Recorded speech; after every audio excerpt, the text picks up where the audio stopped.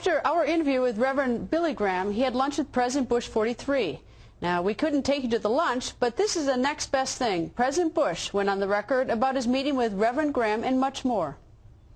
Mr. President, nice to see you, sir. Thank you, Greta. And this is a surprise. I wasn't planning on seeing you here, well, except for the other day we planned it. Right. Well, no, listen, thank you for being here. It's both you and I have had an amazing experience today, and that is to be able to talk to the great Billy Graham.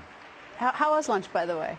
Fun. Laura and I and Billy and Franklin and his wife had a beautiful lunch. Billy is in good spirits, and he had an enormous influence on my life, and it was wonderful to be able to see him again.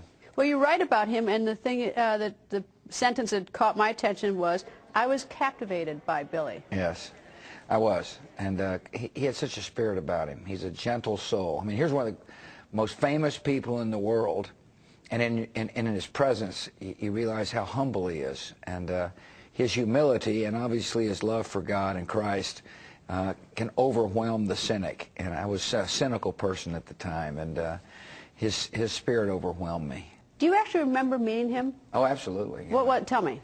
Well, I met him, first of all, with my grandmother in Kennebunkport. He had come to visit my grandparents, my grandmother, and of course Mother and Dad had him over to the house, which is right next door to her house. And at first I didn't realize how big a man Billy Graham was, and he's a striking person to look at. And but then the words started coming out of his mouth in such a gentle way that I truly was captivated. I mean, I was amazed.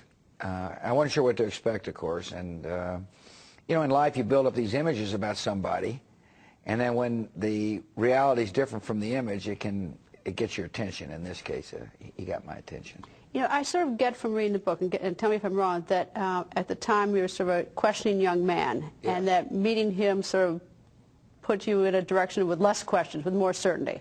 Well, it did. I mean, one way, from a kind of biblical analogy, he was started to help me plant seeds, and the ground was pretty hard, but after meeting Billy, the ground became more fertile for the seed, is one way to put it.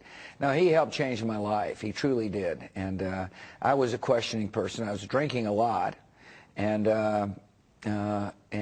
religion was, you know, I put in the book, you know, I would listen but never hear. And Billy Graham helped me understand the redemptive power of a risen Lord.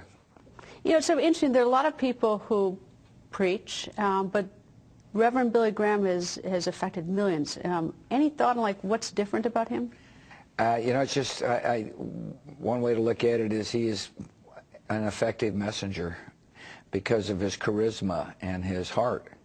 I had the honor when I was governor of sitting behind Billy in San Antonio, Texas at a crusade, and it was an unbelievable experience, particularly when Billy called for people to come down to commit, and it was a remarkable experience. And he was a magnet. I mean, the interesting thing about Billy, though, is not a magnet to Billy Graham. That's what makes him so incredibly effective. It's a magnet for a higher power. After 9/11, there was a service at the National Cathedral in Washington. He was invited. Yes, he was. No better person to represent the Christian faith than Billy Graham at the National Cathedral. We had people from all faiths come and talk about the fact there is a God, and we will pray to that God in a variety of ways to help our nation. And Billy represented the Christians and represented them well. He's humble, isn't he? I mean, when you meet him, it's like, it's sort of, I'm surprised at the couple of times I've met him how humble man he is. He's very humble, very disarming man. In other words, you're in the presence of a great historical figure, and you're not sure what to expect, and then his humility overpowers you, and that's what makes him very effective. You know, there's so many pictures of him with different presidents over the years. I mean, he's gone back and talked to I don't know how many presidents.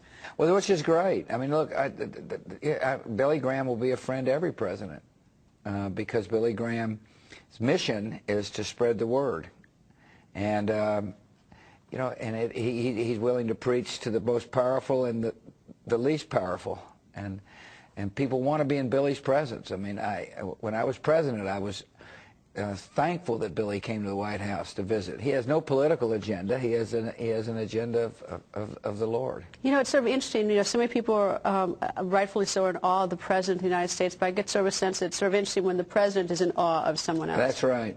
Well, when you're President, you get to meet amazing historical figures, and Billy Graham was one. And I had been a friend of his a long time, ever since my grandmother introduced me to him. And he's had a big influence in my life, and it was a precious moment to be able to have a lunch with Billy Graham today. I bet it was. Well, thank you, Mr. President. I know you have lots of people waiting to meet you and get a copy of your new book, your signed book, and it's awfully nice to see you, sir. Thanks, Greta.